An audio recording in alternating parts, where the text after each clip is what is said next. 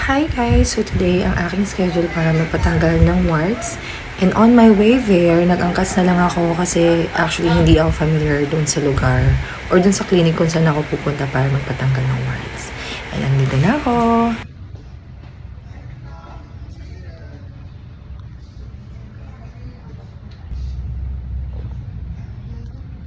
Lagi mo siyang lakihan mamaya pag nilang. Ay, sige po, sige po. Oh, gusto mo may tawag. Namumula tuloy. Baka sa lashes mo po, ma'am. Hindi ma'am, parang yung sakit na puyat, parang ganon. Kulang din ako sa tulog. Ay.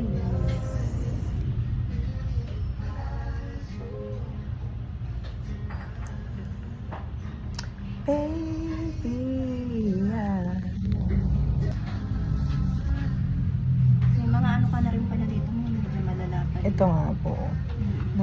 Hindi ko alam kung nasa lahi ba namin yan. Kasi yung lola ko po, marami siyang pekas. Even yung papa ko. Nung una akala ko siya, hindi siya lalaki eh. Lumalaki yan siya. Oo. Lalo na pag nakamot mo siya tapos nagdugo. Ah, May possibility ganun talaga ba? siya na lumaki siya. Pero nung nagbuntis ako, mas napansin kong lumaki sila. Opo. Lagi mo po siyang kinakamot po, ma'am. Hindi ko maalala kung nakakamot ko eh. Pero nung buntis ako, dun ko napansin na mas malaki. Ito yung pinakamalaki, tapos mamulang lakad. Mash ko lang na. Sige po, lamig. Ay. Set upin naman na siya. Ako.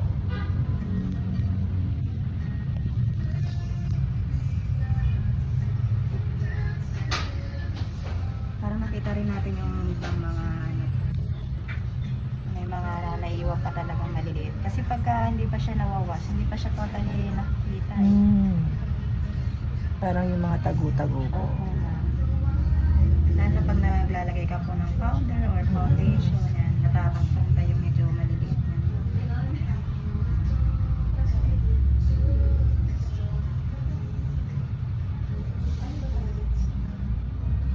Puro make-up pa naman ako lately. Mm. Kasi po puro competition.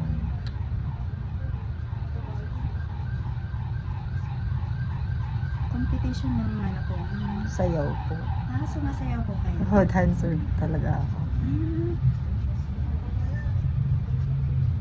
Sa ano ma'am, may mga grupo Ako, or... grupo po. Talaga?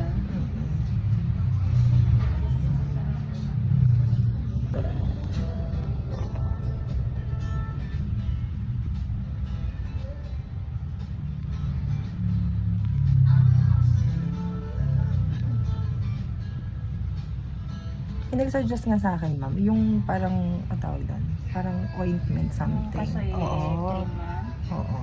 Pero natatakot akong gawin mag-isa. Yun kasi ma'am, pag ano lang, parang bababad mo lang siya sa words eh. Tapos, Oh.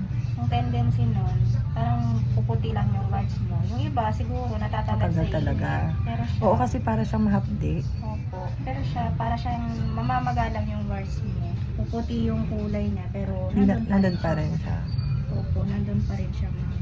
So, hindi ko siya tinuloy. Plus, kasi parang 3 to 4 times a day ata dapat siya i-apply. Opo. Hindi ko nasusunod. Mainit kasi yan sa balat mo. Yung cream.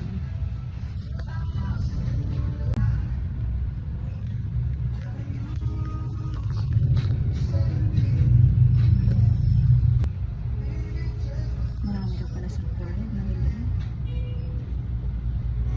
Ang dapat pa man din ang noo. Okay lang siya. Maraming space. Marami.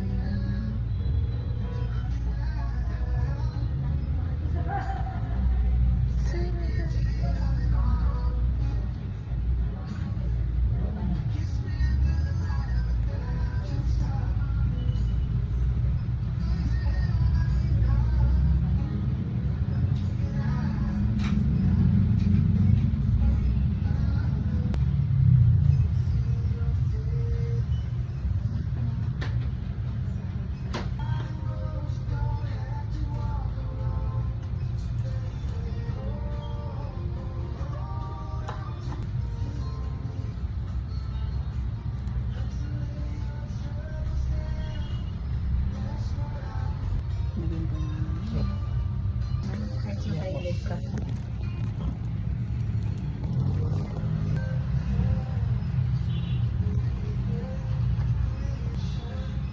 Yan ako na yung anesthesia. Okay lang. Ah, may kuryente pala. Oo siya ma'am. Okay po. Tolerable naman. Sige niya po. Kaya naman. Nalilitan mo mga dito mo. Ilang years mo, inano yun ma'am? Since po dun sa unang anak ko 2011 pa po yun. Tagal. Oh my God. Dami pa rin na bed. Hindi lang talaga halata.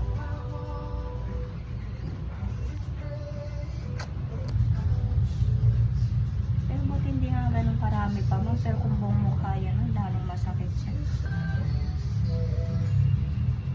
Lagyan ko na. Ito ma'am, din natin to tinangay kasi Apo, baka nga po mamaya nunal ano eh. siya. Apo.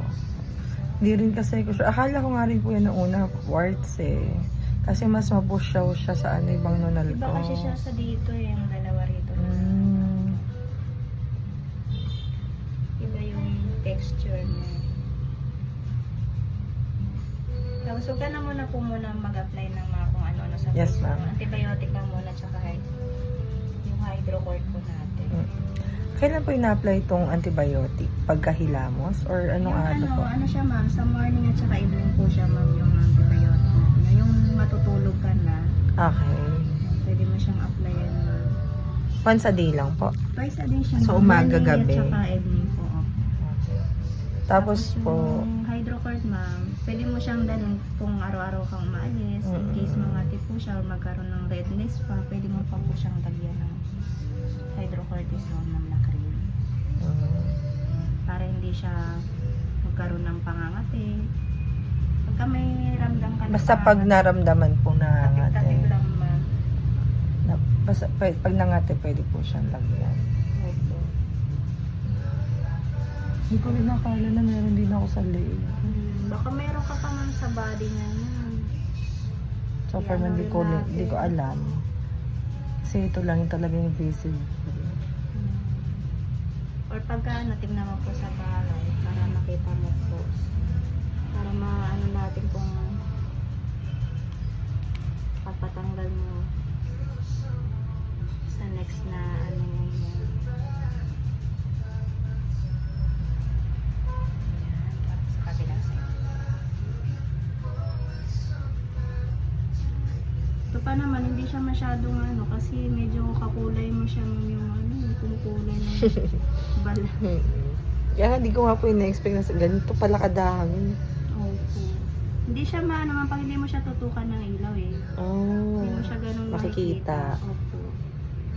Kaya kailangan talaga ma-cleanse muna Ma-hapdi tapos siya. makita. Ayoko Ayan siya na ma'am, may na- tendency niya mga Na nahapdian ako. Okay, start na yan siya ma'am.